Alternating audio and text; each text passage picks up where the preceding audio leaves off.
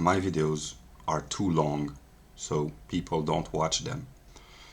So I will try to make a short video. I give myself 5 minutes to talk about the difference between paganism and Christianity.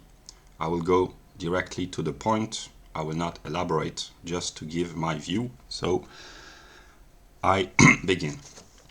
Pagans seek the infinite within the finite. In other words, they believe that nature is divine because the divine is to be found in nature. But in the realm of nature, everything is limited, determined, finite. Every object is limited by another object and is in relation to another, so it is finite. So pagans worship what they call nature, but their representation of what nature is, most of the time, is trees, forests, rivers, lakes, mountains, wild animals, birds singing. This is what they, most of them, envision as being nature. But what is nature from a philosophical standpoint? The view of Kant, to the point. In his transcendental aesthetic, aesthetic doesn't mean beautiful, it can mean beautiful, but it's sensibility, sensuous, the senses. So according to Kant, our mind has a transcendental structure which makes us apprehend objects within time and space. So for Kant, the mind is the source of the time and the apprehension and the perception of objects within time and space. And nature is also the realm of sensibility, sensuous presence. So nature means to feel objects. It is also the realm of matter, energy, forces, the electromagnetic force, the gravitational field. So nature is the Latin word, which in Greek was physis or physis, which gave us physics. So physics and nature are the same word in a different language. So one could say that the physicists, those who study nature, when they appreciate the understanding of nature and the rationality of nature, they are pagan in this way. So Albert Einstein was a pagan in this definition. Every theoretical physicist is a pagan. And a coherent pagan should study theoretical physics if he really worships nature. Because the trees, the birds, the rivers, and the lakes are just manifestations of the four fundamental laws of nature: electromagnetic, gravitational, which is not strictly speaking a force, and weak and strong interaction. Yeah. So this distinction between what is natural, between nature, the opposite of nature in this view, is what is mental. Nature, the realm of physics, is opposed to the mind, which is the realm of logic. But there is another distinction, which is to distinguish in the common consciousness what is natural versus what is artificial, what is natural and what is man-made.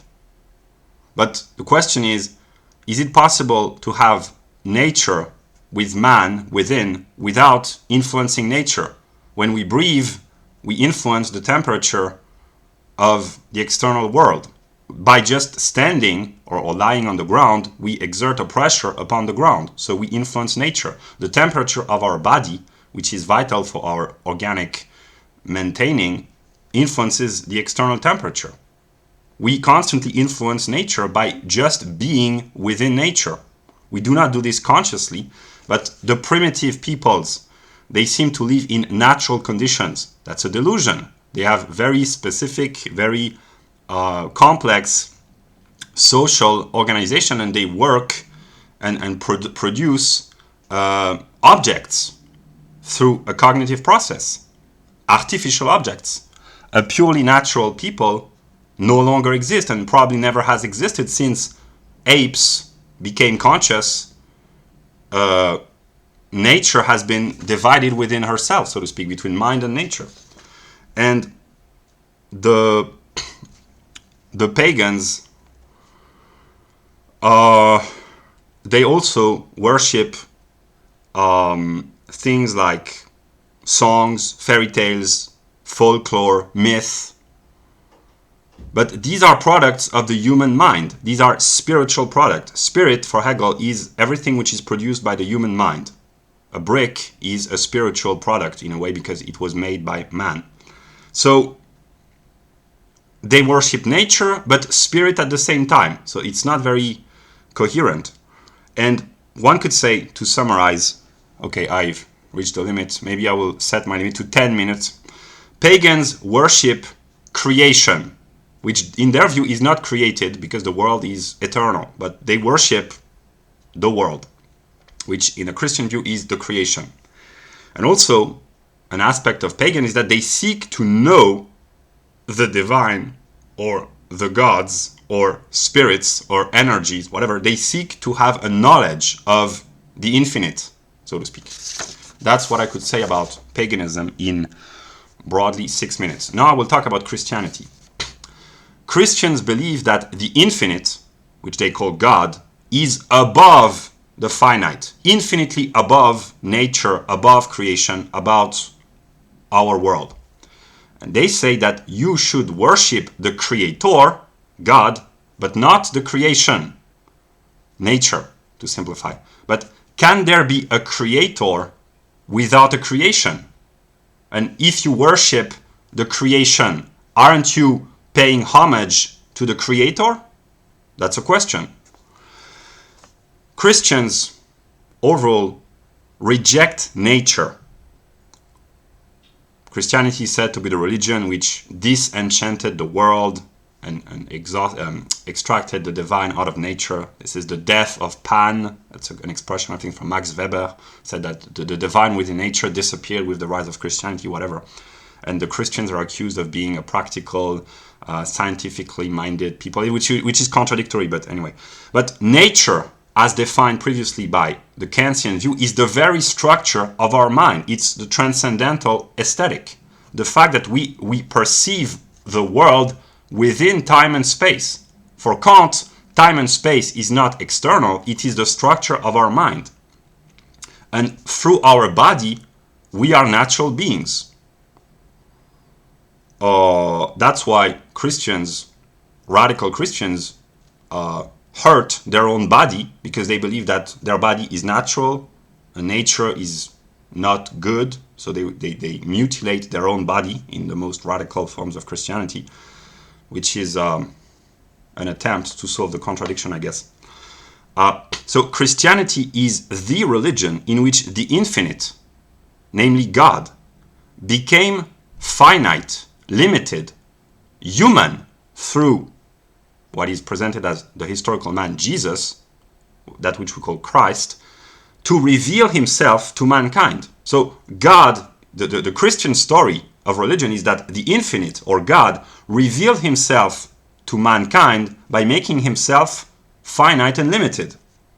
So the pagans say nature is divine. The Christians say the divine became natural. In other words, God became man. So they say the same thing in reverse. And the unity, the divine within the finite, for the Christians is Christ, that they represent as the historical man Jesus. And for pagans, the nature is already divine. But they agree essentially. And finally, knowledge is thought to be a sin for Christians. Christians believe that knowing, the will to know, to understand, to grasp conceptually is a sin because of the story of the Garden of Eden. But Hegel says, maybe that's the only Christian who says so, that the duty of every Christian is to know God cognitively. And Hegel says somewhere, God doesn't want to have empty-headed children. So Hegel believes that as a Christian, one's duty is to know God through an intellectual process. So, yeah, that's what I had to say in less than 10 minutes.